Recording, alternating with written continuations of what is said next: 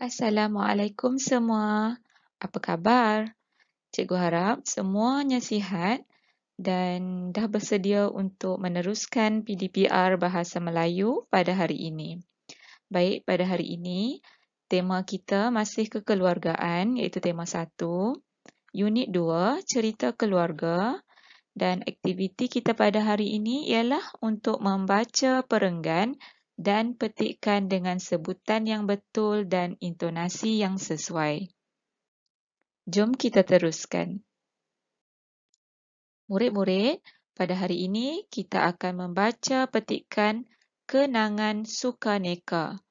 Baik, dalam petikan Kenangan Sukaneka ini terdapat beberapa perenggan. Baik, cikgu kira ada 4 perenggan semuanya dan kita akan membaca perenggan demi perenggan dengan sebutan yang betul dan intonasi yang sesuai. Kita mulakan dengan perenggan yang pertama. Ini perenggan yang pertama, bahagian yang pertama. Kenangan Sukaneka. Sukaneka di sekolah Hana dan Hani telah tamat.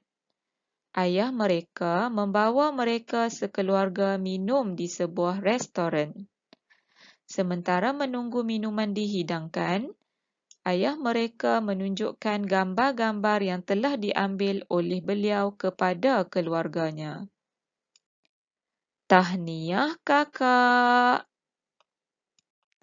Baik, kita teruskan pada perenggan yang kedua. Ya, ini perenggan yang kedua.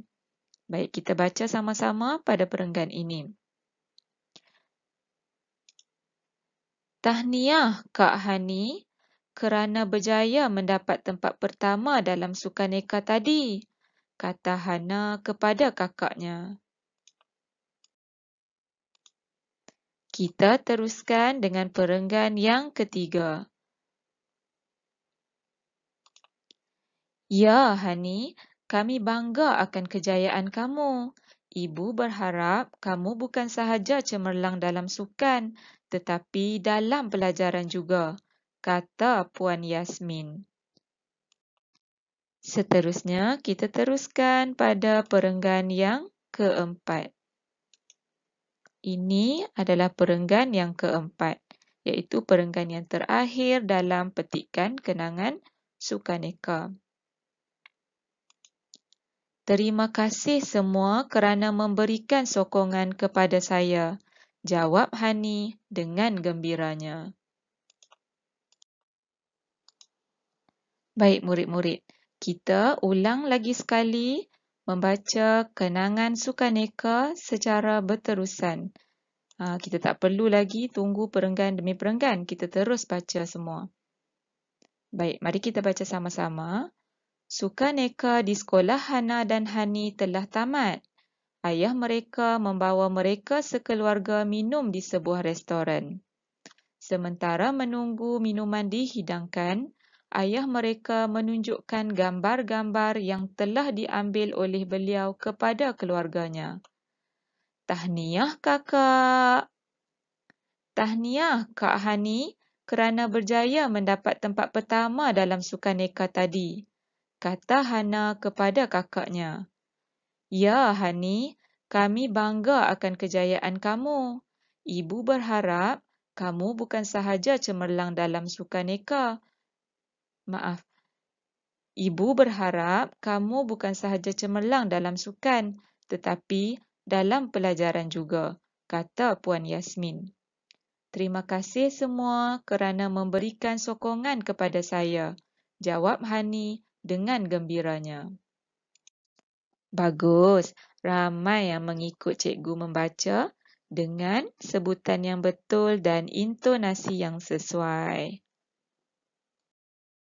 Baik, sekarang cikgu nak kongsi dengan murid-murid latihan membaca yang bertajuk Aktiviti Hujung Minggu. Baik, arahannya, nomborkan perenggan berdasarkan gambar. Kemudian, baca.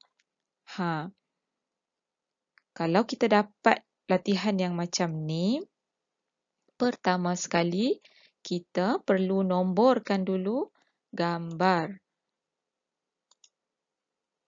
Cikgu dah nomborkan gambar. Ini adalah gambar yang pertama, kedua, ketiga dan keempat. Gambar pertama nanti dia akan mewakili perenggan satu, perenggan pertama, perenggan kedua, perenggan ketiga dan perenggan keempat. Baik, kita baca ayat-ayat dan kita sesuaikan dengan gambar yang sesuai. Baik, kita baca ayat yang pertama. Yaya dan keluarganya beriadah di taman rekreasi. Mana satu? Gambar yang Yaya dan keluarganya beriadah di taman rekreasi. Ya, gambar yang ketiga. Kan gambar yang ni. Baik, ayat yang seterusnya. Yaya mengemas bilik tidur dan membersihkan diri. Dia bersarapan bersama-sama keluarganya. Cuba murid-murid cari mana gambar yang ada Yaya ni bersarapan dengan keluarganya. Tentulah gambar yang pertama. Baik, kita baca ayat yang ketiga. Yaya menyiapkan kerja sekolah. Sebelum tidur, dia menyediakan kelengkapan sekolahnya. Yang mana satu? Gambar yang keempat. Baik, seterusnya. Ayat yang keempat. Yaya menolong ibu menyusun majalah. Abang Izham menolong ayah mencuci tingkap. Dah tentulah gambar yang kedua. Jadi kita letakkan nombor 2 ni di sini. Sekarang kita dah selesai nomborkan perenggan berdasarkan gambar. Tugasan murid sekarang apa?